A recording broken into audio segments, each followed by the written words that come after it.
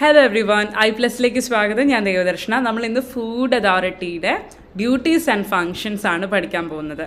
അപ്പോൾ ഫുഡ് അതോറിറ്റിയെ സംബന്ധിച്ച് അവർ കുറച്ച് റെഗുലേഷൻസും കാര്യങ്ങളൊക്കെ ഇറക്കണം അല്ലേ. അതായത് ഒരുപാട് കാര്യങ്ങളെ സംബന്ധിച്ച് നമുക്ക് അൾട്ടിമേറ്റ് എയിം എന്ന് പറയുന്നത് നമുക്ക് സേഫ് ആയിട്ടുള്ള ഹോൾസം ആയിട്ടുള്ള ഫുഡ് എൻഷുർ ചെയ്യുക എന്നുള്ളതാണ്. അപ്പം നമ്മൾ ഫുഡിനകത്ത് നമുക്കറിയാം ചിലപ്പോൾ കളറിങ്സും പ്രിസർവേറ്റീവ്സും ഫ്ലേവറിങ്സും ഒക്കെ ആഡ് ചെയ്യുന്നുണ്ടാവും. പക്ഷേ അത് ആഡ് ചെയ്യരുതെന്നല്ല, അതിനൊക്കെ ഓരോ ലിമിറ്റ് ഉണ്ട്. ഇവിടം വരെ പറ്റും, ഇതിൻ്റെ അപ്പുറത്തേക്ക് പറ്റില്ല. അങ്ങനെയുള്ള കുറച്ച് കണക്കുകളും കാര്യങ്ങളൊക്കെ ഉണ്ട്. അപ്പോൾ ഏറ്റവും ബേസിക് ഡ്യൂട്ടി ഫങ്ഷൻ എന്നൊക്കെ പറയുന്നത് എന്താണ്? അങ്ങനെയുള്ള കാര്യങ്ങളിനകത്ത് ഒരു ലിമിറ്റ് സെറ്റ് ചെയ്യുക, ആ ലിമിറ്റ് കൃത്യമായിട്ട് പാലിക്കപ്പെടുന്നുണ്ടോ നോക്കുക. അതേപോലെ തന്നെ സാനിറ്റേഷൻ സ്റ്റാൻഡേർഡ്സ്, ഹൈജീൻ സ്റ്റാൻഡേർഡ്സ് കാര്യങ്ങളൊക്കെ ഉറപ്പുവരുത്തുക. പിന്നെ ഗ്ലോബൽ ലെവലിൽ ഇൻ്റർനാഷണൽ ലെവലിലുള്ള ഫുഡ് സ്റ്റാൻഡേർഡ്സും നമ്മുടെ സ്റ്റാൻഡേർഡ്സും തമ്മിൽ യോജിച്ച് പോകുന്നില്ലേ എന്നൊക്കെ നോക്കുക. സെൻട്രൽ ഗവൺമെൻറ്റിനും ഫുഡ് കമ്മീഷണർക്കും ഒക്കെ എന്തെങ്കിലും പ്രശ്നങ്ങളൊക്കെ വന്നിട്ടുണ്ടെങ്കിൽ പെട്ടെന്ന് അറിയിപ്പ് നൽകുക, അവരുമായിട്ട് കോർഡിനേറ്റ് ചെയ്യുക, എത്രത്തോളം റിസ്ക് ഉണ്ട്, അങ്ങനെ ഒരുപാട് ഡ്യൂട്ടീസ് വരുന്നുണ്ട്. അപ്പോൾ അതൊക്കെ ഒന്ന് നമ്മൾ ഓർഗനൈസ്ഡ് ആയിട്ടൊന്ന് പഠിക്കുകയാണ്. ഞാൻ ചുമ്മാ ഇങ്ങനെ പറഞ്ഞു പോയതാണ്. ഓർഗനൈസ്ഡ് ആയിട്ട് അവരുടെ ഡ്യൂട്ടീസ് ഫങ്ഷൻസ് ഒക്കെ എന്താണെന്നാണ് നമ്മൾ ഇന്ന് നോക്കുന്നത്. ഓക്കെ, അപ്പോൾ നമുക്ക് ക്ലാസ്സിലേക്ക് പോവാം. ഫുഡ് അതോറിറ്റിയുടെ പ്രൈമറി ഫങ്ഷൻ എന്ന് പറയുന്നത് എന്താ? Basically they should regulate and monitor. ആ രണ്ട് വാക്കുകളല്ലേ, അവർ കൃത്യമായിട്ട് നടക്കുന്നുണ്ടെന്ന് ഉറപ്പ് വരുത്തണം, മോണിറ്റർ ചെയ്യണം. എന്തൊക്കെ കാര്യങ്ങളാണ്? ബേസിക്കലി എല്ലാം. അതായത് മാനുഫാക്ചർ തുടങ്ങി ആ ഒരു ഫുഡിൻ്റെ സെല്ലിങ്ങും ഇമ്പോർട്ടിങ്ങും വരെയുള്ള കാര്യങ്ങൾ റെഗുലേറ്റ് ചെയ്യണം, മോണിറ്റർ ചെയ്യണം. ആര്? നമ്മുടെ ഫുഡ് അതോറിറ്റി. അപ്പോൾ മാനുഫാക്ചർ മുതൽ സെല്ലിംഗ് എന്ന് പറയുമ്പോൾ മാനുഫാക്ചറിങ്ങിൻ്റെ സമയത്ത്, പ്രോസസ്സിങ്ങിൻ്റെ സമയത്ത്, അതിൻ്റെ ഡിസ്ട്രിബ്യൂഷൻ്റെ സമയത്ത് അല്ലേ, അത് ഓർഡറിൽ നടക്കുന്ന കാര്യമാണ്. മാനുഫാക്ചർ ചെയ്യുന്നു, പ്രോസസ്സ് ചെയ്യുന്നു, ഡിസ്ട്രിബ്യൂഷൻ നടക്കുന്നു, അതിൻ്റെ ഭാഗമായിട്ട് തന്നെ സെല്ലിങ്, ഇമ്പോർട്ട്, ഇതൊക്കെ ഇങ്ങനെ ഒരു ഫ്ലോയിൽ നടക്കുന്ന കാര്യങ്ങളാണ്. അപ്പോൾ ഇതിൻ്റെ അകത്തൊക്കെ ആരുടെ ഒരു കണ്ണ് വേണം? നമ്മുടെ ഫുഡ് അതോറിറ്റിയുടെ ഒരു കണ്ണ് വേണം. എന്തിനു വേണ്ടിയാണ് ഇതൊക്കെ നമ്മൾ ചെയ്യുന്നത്? To ensure safe and wholesome food. അതിന് വേണ്ടിയാണ് നമ്മൾ ഈ പെടാപ്പാടൊക്കെ പെടുന്നത് അല്ലേ. അപ്പോൾ ആദ്യമായിട്ട് അല്ലെങ്കിൽ ഫസ്റ്റ് അല്ലെങ്കിൽ primary function of the food authority എന്ന് പറയുന്നത് is to regulate and monitor manufacture, processing, distribution, selling and import to ensure safe and wholesome food. അടുത്ത function, food authority may by regulations specify. അതായത് food authority റെഗുലേഷൻസിലൂടെ കുറച്ച് കാര്യങ്ങളൊക്കെ specify ചെയ്യണം. അതായത് food authority കുറച്ച് regulations പറയണം. എന്തിനുള്ള റെഗുലേഷൻസ് ആണ്? രണ്ട് കാര്യങ്ങളാണ് പറയുന്നത്. ഒന്നെന്ന് പറഞ്ഞാൽ ഫുഡുമായിട്ട് ബന്ധപ്പെട്ടിട്ടുള്ള സ്റ്റാൻഡേർഡ്സും ഗൈഡ് ലൈൻസും അവർ സ്പെസിഫൈ ചെയ്യണം. സ്റ്റാൻഡേർഡ്സും ഗൈഡ് ലൈൻസ് എന്ന് പറയുമ്പോൾ നിങ്ങൾ MRL എന്നൊക്കെ കേട്ടിട്ടുണ്ടോ? മാക്സിമം റെസിഡ്യൂ ലിമിറ്റ് എന്നൊക്കെ പറഞ്ഞിട്ട് വെക്കും. അതേപോലെ തന്നെ നമ്മൾ ഈ കാഫേയിലും റെസ്റ്റോറൻറ്റ്സിലൊക്കെ പോകുന്ന സമയത്ത് അവിടെ ഒരു സാനിറ്റേഷൻ സ്റ്റാൻഡേർഡ്, ഇതൊക്കെ ഫുഡ് അതോറിറ്റി സെറ്റ് ചെയ്ത് വെക്കുന്നതാണ്. അപ്പം അങ്ങനത്തെ കുറച്ച് സ്റ്റാൻഡേർഡുകൾ അല്ലേ, നമ്മളിപ്പോൾ ഫ്ലേവർ ആഡ് ചെയ്യുമ്പോൾ അല്ലെങ്കിൽ ഒരു കളർ ആഡ് ചെയ്യുന്ന സമയത്ത് അതിന് ഇത്ര വരെ പറ്റും എന്നുള്ളതൊരു സ്റ്റാൻഡേർഡ് ആയിരിക്കും. അത് ഇപ്പം നമ്മുടെ ഒരു പ്രദേശത്ത് മാത്രം ഇത്ര, വേറെ പ്രദേശത്ത് ഇത്ര, ഈ നിയമം അനുസരിച്ച് ഇത്ര വരെ പറ്റും, വേറെ നിയമം അനുസരിച്ച് അത്ര വരെ പറ്റും. അങ്ങനെയല്ല, നമുക്ക് യൂണിഫോം ആയിട്ട് ഒരൊറ്റ സ്റ്റാൻഡേർഡ് നമുക്ക് ഓരോ കാര്യങ്ങൾക്കും ഉണ്ടാവും. ഓക്കെ, അപ്പോൾ ഇവിടെ നമ്മൾ ഫുഡ് അതോറിറ്റി എന്താണ് സ്പെസിഫൈ ചെയ്യുന്നത്? അങ്ങനെ ഫുഡുമായിട്ട് ബന്ധപ്പെട്ടിട്ടുള്ള സ്റ്റാൻഡേർഡ്സും ഗൈഡ് ലൈൻസും ഫുഡ് അതോറിറ്റി സ്പെസിഫൈ ചെയ്യണം. ഇനി ഫുഡ് അതോറിറ്റി ആ റെഗുലേഷൻസും സ്റ്റാൻഡേർഡ്സും സ്പെസിഫൈ ചെയ്ത് വീട്ടിലിരുന്നാൽ മാത്രം മതിയോ?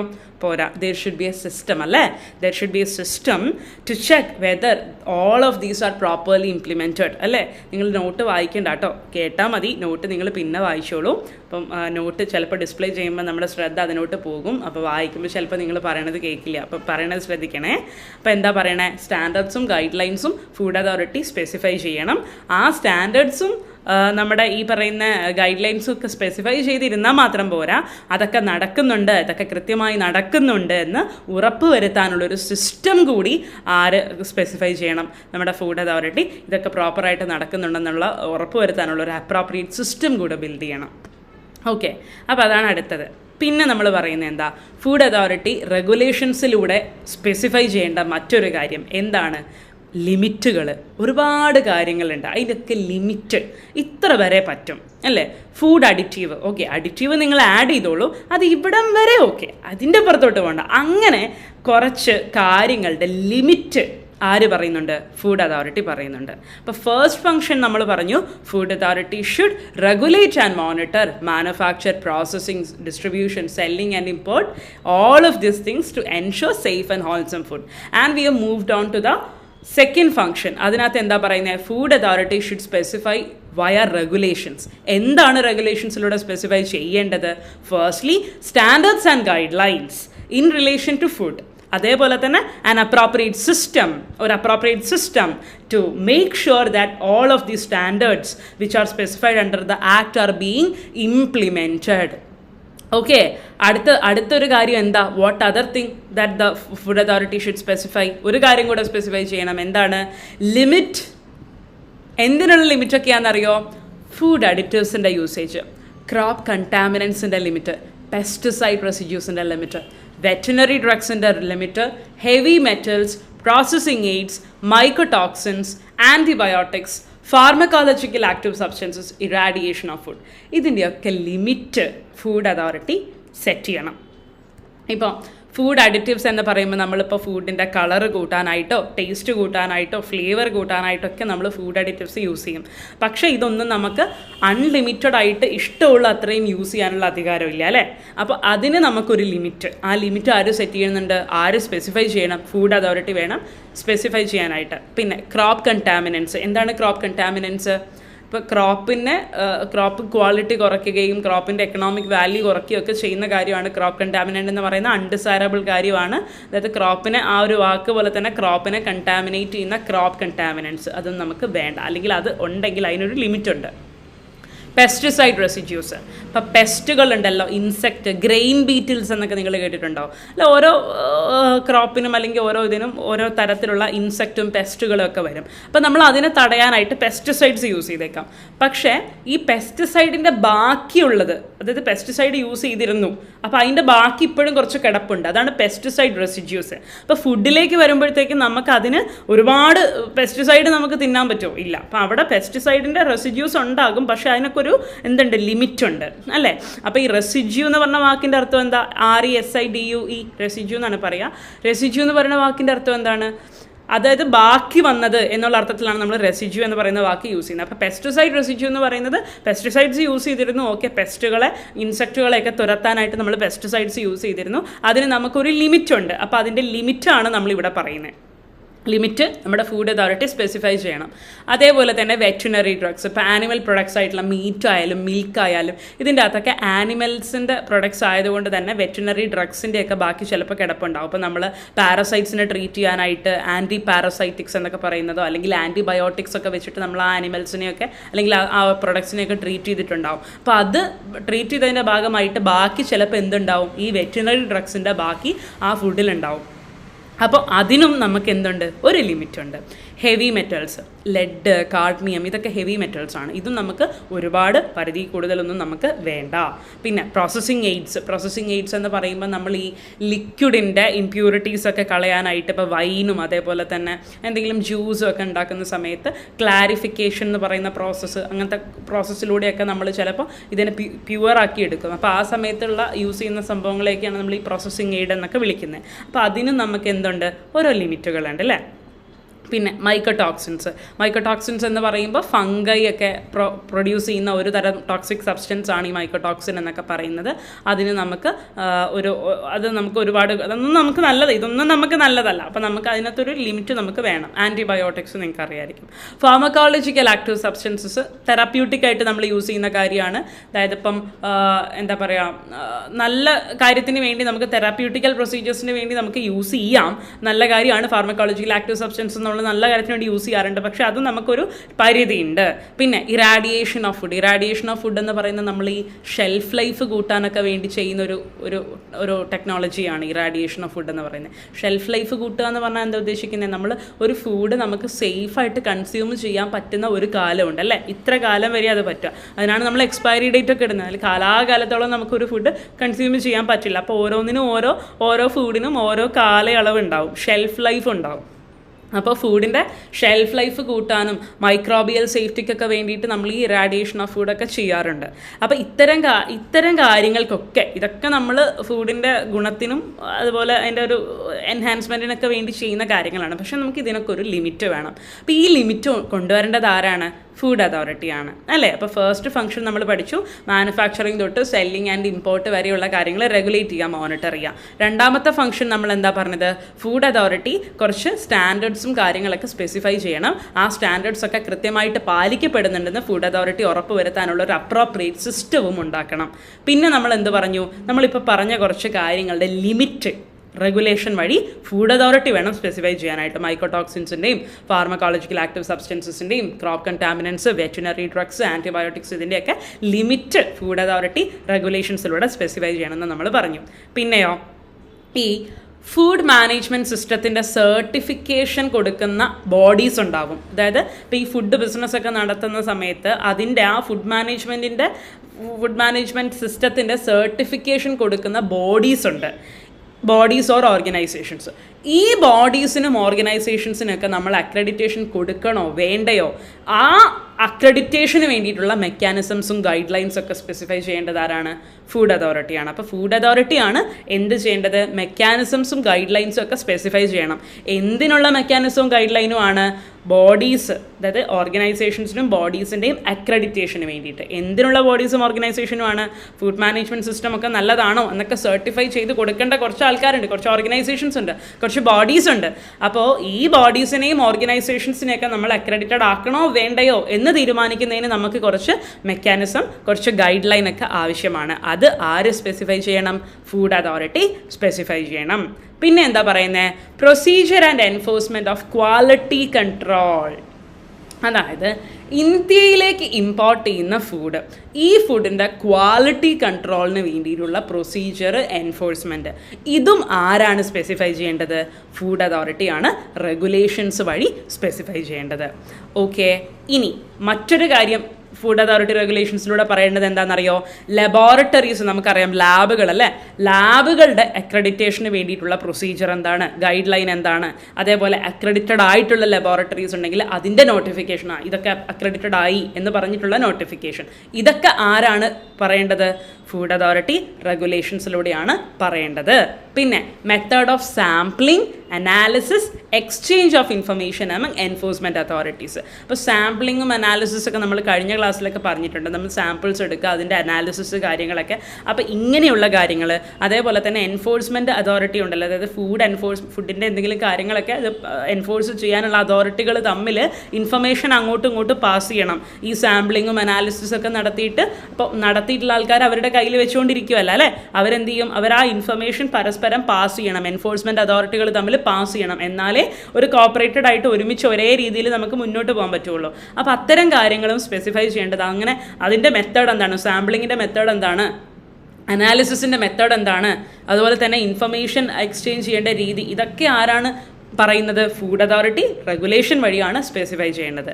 അതേപോലെ തന്നെ മറ്റൊരു കാര്യം ഫുഡ് അതോറിറ്റി ചെയ്യേണ്ടത്, എൻഫോഴ്സ്മെൻറ്റിൻ്റെയും അഡ്മിനിസ്ട്രേഷൻ്റെയൊക്കെ സർവേ നടത്തണം അല്ലേ.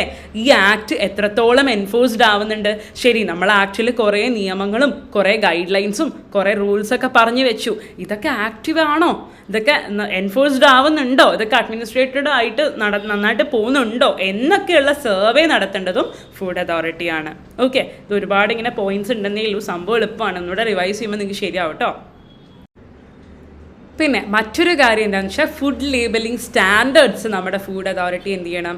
സ്പെസിഫൈ ചെയ്യണം അല്ലേ. ഈ ഫുഡ് ലേബലിംഗ് എന്ന് പറയുമ്പോൾ എന്താണ്? നമ്മൾ ഈ ഫുഡിൻ്റെ പാക്കറ്റിൻ്റെ പുറത്ത് അതിനെക്കുറിച്ചുള്ള ഇൻഫർമേഷൻ ഉണ്ടാവും, എന്തൊക്കെ ഇൻഗ്രീഡിയൻസ് ആണ് യൂസ് ചെയ്തിരിക്കുന്നത്, ഇത് നമ്മൾ എത്രത്തോളം ഇതിന് എന്തൊക്കെ യൂസ് ആണുള്ളത് അല്ലേ, ഡയറ്ററി യൂസസ് ഉണ്ടോ, അല്ലെങ്കിൽ സ്പെഷ്യലായിട്ട് ന്യൂട്രീഷണൽ വാല്യൂ എന്തൊക്കെയാണ് ഉള്ളത്, അങ്ങനെയുള്ള കുറേ അവകാശങ്ങൾ അതിനകത്ത് ഉണ്ടാവും അല്ലേ. അല്ലെങ്കിൽ ഇത് ഇത്രയാണ് ഇതിൻ്റെ എക്സ്പയറി ഡേറ്റ്, അതിനൊക്കെയാണ് നമ്മൾ ഫുഡ് ലേബലിംഗ് എന്ന് പറയുന്നത്. ആ പാക്കേജിങ്ങിൻ്റെ പുറത്ത് അതിൻ്റെ ഇൻഫർമേഷൻ ഉണ്ടാവും regarding the expiry date, dietary benefits, nutritional value, ingredients, ഇതൊക്കെ ഉണ്ടാവും. അപ്പോൾ ഇത്തരം കാര്യങ്ങൾ, അപ്പോൾ ആ ഫുഡ് ലേബലിംഗ് ചെയ്യുന്നതിൻ്റെ സ്റ്റാൻഡേർഡ്സും ആരാണ് സ്പെസിഫൈ ചെയ്യേണ്ടത്? ഫുഡ് അതോറിറ്റിയാണ് സ്പെസിഫൈ ചെയ്യേണ്ടത്. അതേപോലെ അടുത്തൊരു കാര്യം എന്താ?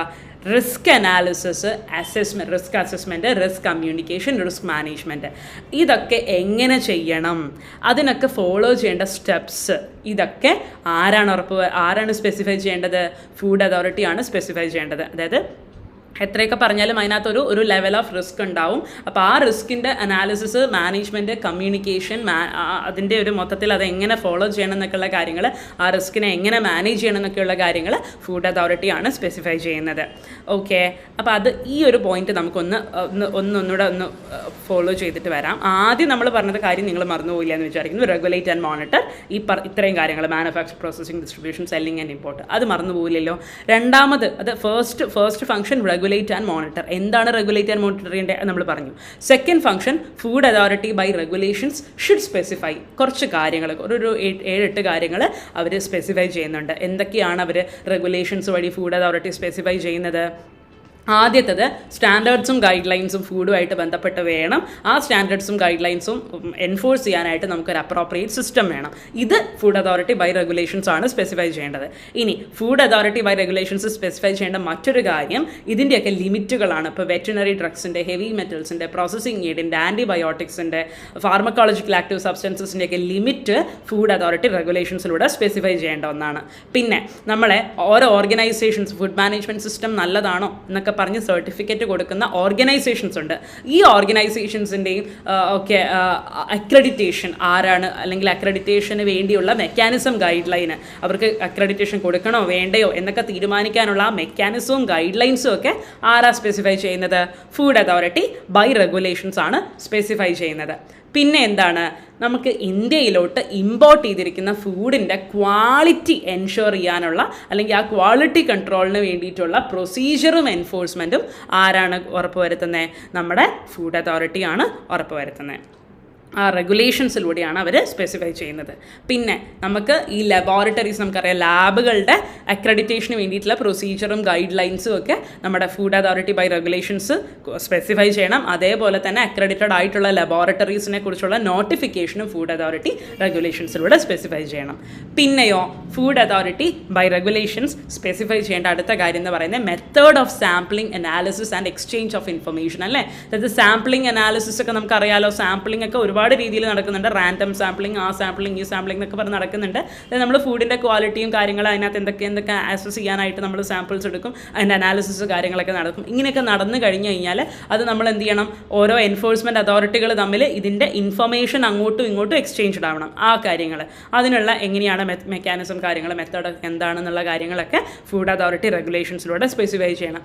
അതേപോലെ തന്നെ നമ്മുടെ ഈ ഒരു നമ്മൾ ആക്റ്റൊക്കെ കൊണ്ടുവന്ന വലിയ കാര്യത്തിൽ അതിൻ്റെയൊക്കെ എൻഫോഴ്സ്മെൻറ്റ് നടക്കുന്നുണ്ട്, അഡ്മിനിസ്ട്രേഷൻ പ്രോപ്പറായി നടക്കുന്നുണ്ടോ എന്നൊക്കെ ചെക്ക് ചെയ്യാനുള്ള സർവേകൾ ആര് നടത്തണം? നമ്മുടെ ഈ പറയുന്ന ഫുഡ് അതോറിറ്റി. പിന്നെ ഫുഡ് ലേബലിംഗ് സ്റ്റാൻഡേർഡ്സ് ആരാണ് സ്പെസിഫൈ ചെയ്യേണ്ടത്? ഫുഡ് അതോറിറ്റിയാണ് സ്പെസിഫൈ ചെയ്യേണ്ടത്. ഫുഡ് ലേബലിംഗ് എന്താണെന്ന് നമ്മൾ പറഞ്ഞു.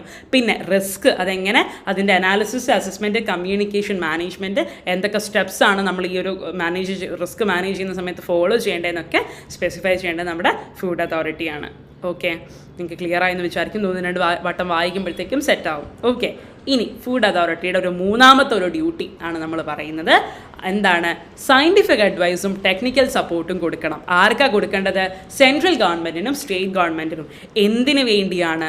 ഫുഡ് സേഫ്റ്റിയുടെയും ന്യൂട്രീഷൻ്റെയും കാര്യത്തിൽ പോളിസീസും റൂൾസും ഒക്കെ ക്രിയേറ്റ് ചെയ്യുന്ന സമയത്ത് നമ്മുടെ ഫുഡ് അതോറിറ്റി വേണം സയൻറ്റിഫിക് അഡ്വൈസും ടെക്നിക്കൽ സപ്പോർട്ടും ഒക്കെ കൊടുക്കാനായിട്ട്. വായിക്കല്ലേ, കേൾക്കണേ. ഓക്കെ, ഫുഡ് അതോറിറ്റി വേണം നമുക്ക് സെൻട്രൽ ഗവൺമെൻറ്റിനും സ്റ്റേറ്റ് ഗവൺമെൻറ്റിനും ഒക്കെ പോളിസീസും റൂൾസും ഒക്കെ ക്രിയേറ്റ് ചെയ്യുന്ന സമയത്ത് എന്തുമായിട്ട് ബന്ധപ്പെട്ട ഫുഡ് ന്യൂട്രീഷനും ഫുഡ് സേഫ്റ്റിയൊക്കെ ആയിട്ട് ബന്ധപ്പെട്ട് പോളിസീസും റൂൾസും ഒക്കെ ക്രിയേറ്റ് ചെയ്യുന്ന സമയത്ത് ഫുഡ് അതോറിറ്റി വേണം നമുക്ക് എല്ലാ തരത്തിലുള്ള സയൻറ്റിഫിക് ആയിട്ടുള്ള ടെക്നിക്കൽ സപ്പോർട്ടും ആർക്ക് കൊടുക്കാൻ വേണ്ടി? സെൻട്രൽ ഗവൺമെൻറ്റിനും സ്റ്റേറ്റ് ഗവൺമെൻറ്റിനും കൊടുക്കാൻ വേണ്ടിയിട്ട്. പിന്നെ അടുത്ത ഫുഡ് അതോറിറ്റി ചെയ്യേണ്ട മറ്റൊരു കാര്യം എന്ന് പറയുന്നത് search, collect, collate, analyse and summarise. എന്തൊക്കെ കാര്യങ്ങളാണ് ചെയ്യുന്നത് നമുക്ക് നോക്കാം. ടെക്നിക്കൽ ഡാറ്റ, അതേപോലെ തന്നെ സയൻറ്റിഫിക് ഡാറ്റ. അതായത് അവർ സെർച്ച് ചെയ്യണം, കളക്ട് ചെയ്യണം, അതായത് അവർ തിരയണം, കണ്ടുപിടിക്കണം, ഒരുമിച്ച് ചേർക്കണം, കൺസോളിഡേറ്റ് ചെയ്യണം, സമ്മറൈസ് ചെയ്യണം. അതായത് അവർ മൊത്തത്തിൽ ആ ഒരു സയൻറ്റിഫിക് ഡേറ്റയും ടെക്നിക്കൽ ഡേറ്റയും കളക്ട് ചെയ്ത് ഒക്കെ സെറ്റാക്കി സമ്മറൈസ് ചെയ്യണം. എന്തുമായിട്ട് ബന്ധപ്പെട്ട സയൻറ്റിഫിക് ഡാറ്റയും ടെക്നിക്കൽ ഡാറ്റയും ആണ് അവർ കളക്ട് ചെയ്യേണ്ടത്? Food consumption and exposure of individuals to risk related to consumption of food എന്ന് പറയുമ്പോൾ എന്താ ഉദ്ദേശിക്കുന്നത്? അതായത് ഇൻഡിവിജ്വൽസ് എത്രത്തോളം റിസ്കിലേക്ക് എക്സ്പോസ്ഡ് ആണ്, അതായത് അവർ ഫുഡ് കൺസംഷൻ്റെ സമയത്ത് അവർ എത്രത്തോളം റിസ്ക് ഉണ്ടാവാനുള്ള ചാൻസ് ഉണ്ട് എന്നുള്ളതിനെക്കുറിച്ച്. പിന്നെ എത്രത്തോളം how often and how wide spread biological risk occur, അതായത് എത്രത്തോളം റിസ്ക് ഉണ്ടാകാറുണ്ട്, എത്ര ഫ്രീക്വൻ്റ് ആയിട്ട് ഇടയ്ക്കിടയ്ക്ക് ഉണ്ടാവുന്നുണ്ടോ, അപ്പോൾ ബയോളജിക്കൽ റിസ്ക് എത്ര കൂടുതൽ ഉണ്ടാവുന്നുണ്ട്, എത്ര അടുപ്പിച്ചുണ്ടാവുന്നുണ്ട് എന്നൊക്കെ ഈ പറയുന്ന അതിനെക്കുറിച്ചൊക്കെയുള്ള സയൻറ്റിഫിക് ഡാറ്റയും ടെക്നിക്കൽ ഡാറ്റയും ഒക്കെ നമ്മുടെ ഫുഡ് അതോറിറ്റി വേണം കളക്ട് ചെയ്ത് സമ്മറൈസ് ചെയ്യാൻ വേണ്ടിയിട്ട്.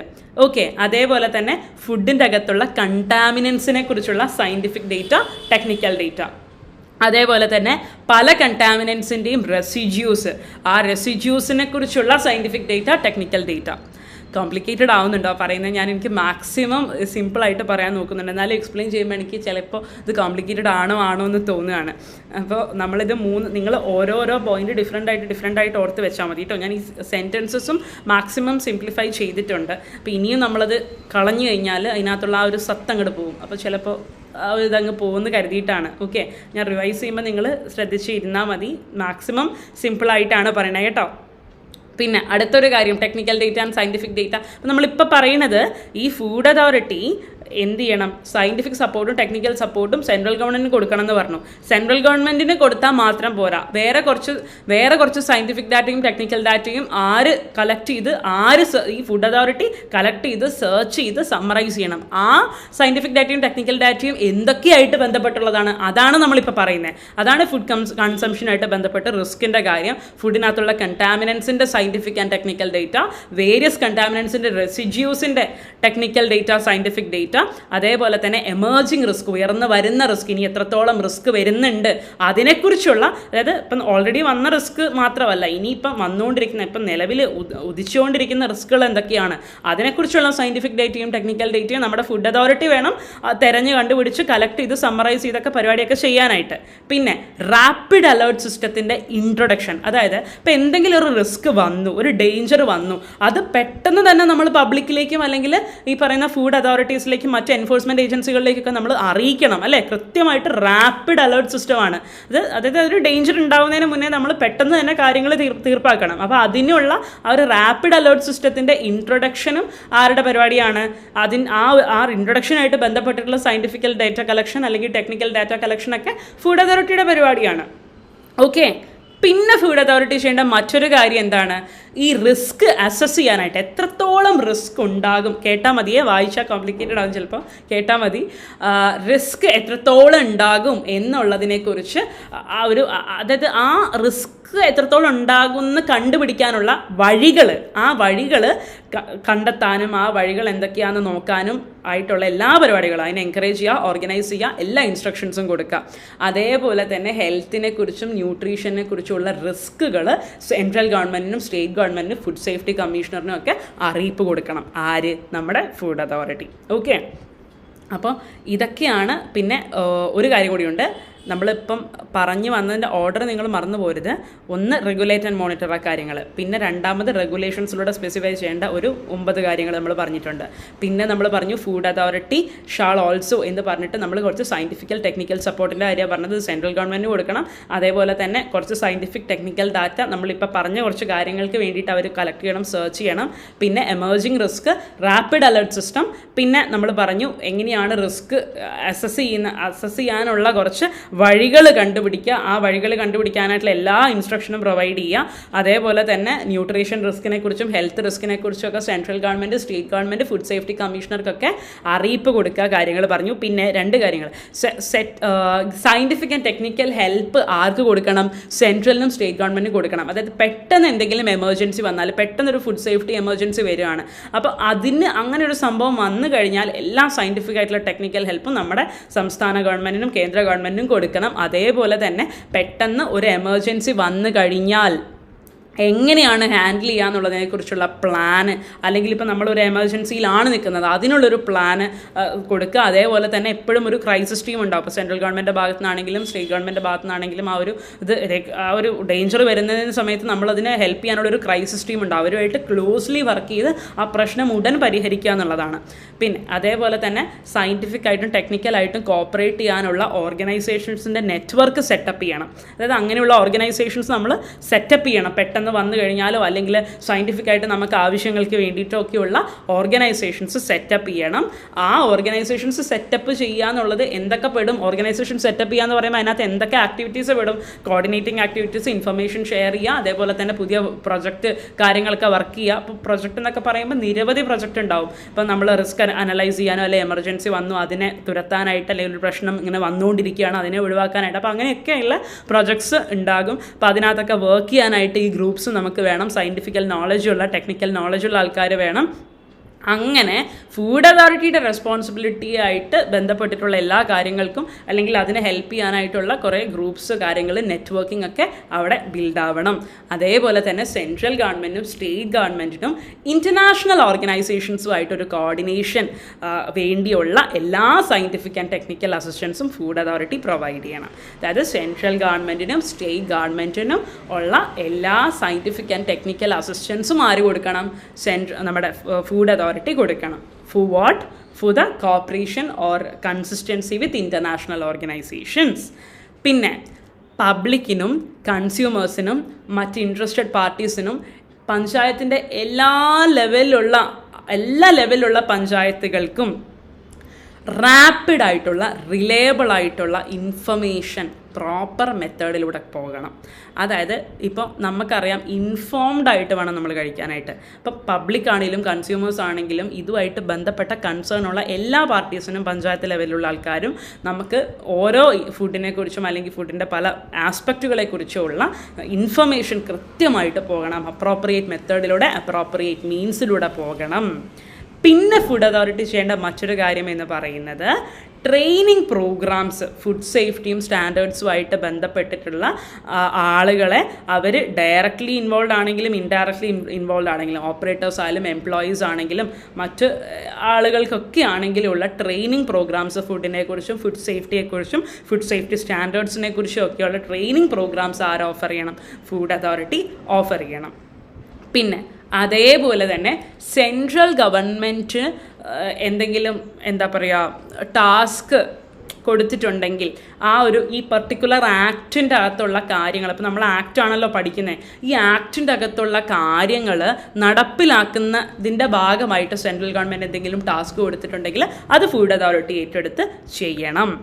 പിന്നെ ഗ്ലോബൽ ടെക്നിക്കൽ സ്റ്റാൻഡേർഡ്സ്, അതായത് ഇൻ്റർനാഷണൽ സ്റ്റാൻഡേർഡ്സ് ഇമ്പ്രൂവ് ചെയ്യാനുള്ള കോൺട്രിബ്യൂഷനും ഫുഡ് അതോറിറ്റി കൊടുക്കണം. അതേസമയം നമ്മുടെ ഒരു ക്വാളിറ്റി താഴാനും പാടില്ല. അതായത് നമ്മുടെ നേഷൻ്റെ സ്റ്റാൻഡേർഡ് ഒട്ടും താഴെയല്ല എന്ന് ഉറപ്പ് വരുത്തുകയും ഇൻ്റർനാഷണലി ഉള്ള ഒരു ഇൻ്റർനാഷണൽ ലെവലുള്ള ടെക്നിക്കൽ സ്റ്റാൻഡേർഡ്സിലോട്ട് കോൺട്രിബ്യൂട്ട് ചെയ്യാനും ആർക്ക് പറ്റണം? ഫുഡ് അതോറിറ്റിക്ക് പറ്റണം. ഒത്തിരി പോയിൻറ്റ്സ് നമ്മൾ പറയുന്നുണ്ട്. അപ്പോൾ അത് ക്ലാസിഫൈ ചെയ്ത് ഇങ്ങനെ റിവൈസ് ചെയ്യാന്നുള്ളതാണ് നമ്മുടെ ഓപ്ഷൻ. വിട്ടുപോയി കഴിഞ്ഞ് കഴിഞ്ഞാൽ ഇപ്പം ഈ കൂട്ടത്തിൽ ഇത് ചിലപ്പോൾ നമ്മൾ ആ വിട്ടുപോകുന്ന ഫംഗ്ഷൻ ആയിരിക്കും ചിലപ്പോൾ അവിടെ ചോദിക്കുന്നത്. അപ്പോൾ അതുകൊണ്ടാണ് മാക്സിമം ഒന്നും വിട്ടുപോകാതെ പറയുന്നത് കേട്ടോ. പിന്നെ അതേപോലെ തന്നെ ഗവൺമെൻറ്റിലായാലും നോൺ ഗവൺമെൻറ്റിലായാലും എന്ത് ഓർഗനൈസേഷൻസ് ആണെങ്കിലും അവർ ഏറ്റെടുത്തിരിക്കുന്ന ഫുഡ് സ്റ്റാൻഡേർഡ്സുമായിട്ട് ബന്ധപ്പെട്ടിട്ടുള്ള എന്തെങ്കിലും വർക്കൊക്കെ ഉണ്ടെങ്കിൽ അതിനോടുള്ളൊരു കോർഡിനേഷനും സഹകരണവും ഒക്കെ നമ്മുടെ ഫുഡ് അതോറിറ്റി കൊടുക്കണം. അതേപോലെ തന്നെ കൺസിസ്റ്റൻസി പ്രൊമോട്ട് ചെയ്യണം. അതായത് ഇൻ്റർനാഷണൽ ടെക്നിക്കൽ സ്റ്റാൻഡേർഡ്സും നമ്മുടെ സ്റ്റാൻഡേർഡ്സും എന്താണ്, ഏകദേശം ഒന്നാണ് എന്നുള്ളതും ഉറപ്പ് വരുത്തണം. അതേപോലെ തന്നെ നമ്മുടെ ക്വാളിറ്റി ഒട്ടും കുറവല്ല എന്നും ഉറപ്പ് വരുത്തണം. പിന്നെ ഒരു ജനറൽ അവയർനെസ് ഫുഡ് സേഫ്റ്റിനെ കുറിച്ച്, ഫുഡ് സ്റ്റാൻഡേർഡ്സിനെ കുറിച്ച് പ്രൊമോട്ട് ചെയ്യണം. ഇതൊക്കെ നമ്മുടെ ഫുഡ് അതോറിറ്റിയുടെ ഡ്യൂട്ടിയാണ്. ഇനി ഒരു നാലാമത്തെ ഒരു പോയിൻറ്റും കൂടി ഉണ്ട്. ഓൾറെഡി നമ്മുടെ ക്ലാസ് നല്ല നീണ്ടുപോയി. അപ്പോൾ നമുക്ക് നാലാമത്തെ പോയിൻറ്റ് അടുത്ത ക്ലാസ്സിൽ ഡിസ്കസ് ചെയ്യാം. ഞാൻ ഇതുവരെ പറഞ്ഞതൊന്ന് റിവൈസ് ചെയ്യാം, ജസ്റ്റ് ഒന്ന് ഓടിച്ച് പറയാം. നിങ്ങൾ ശ്രദ്ധിച്ചിരിക്കുക. നമ്മളിങ്ങനെ 1-2 വട്ടം ഇങ്ങനെ ഓർഗനൈസ് ചെയ്ത് പഠിക്കുമ്പോഴത്തേക്കും ശരിയാവും കേട്ടോ. ഇച്ചിരി ലോങ് ആണ്. ഈ ഒരൊറ്റ ക്ലാസ്സാണ് ഇത്രയും ഒരു ടോപ്പിക്കാണ് ഇത്രയും ലോങ് ആയിട്ടുള്ളത്. അപ്പോൾ നിങ്ങൾ ടെൻഷനൊന്നും അടിക്കേണ്ട, നമുക്ക് പഠിക്കാൻ ഈസി ആയിട്ടുള്ള സംഭവം തന്നെ ഉള്ളൂ കേട്ടോ. അപ്പോൾ ഈ ഫുഡ് അതോറിറ്റിയുടെ ആദ്യത്തെ പ്രൈമറി ഫംഗ്ഷൻ എന്ന് പറയുന്നത് റെഗുലേറ്റ് ആൻഡ് മോണിറ്റർ ആണ്.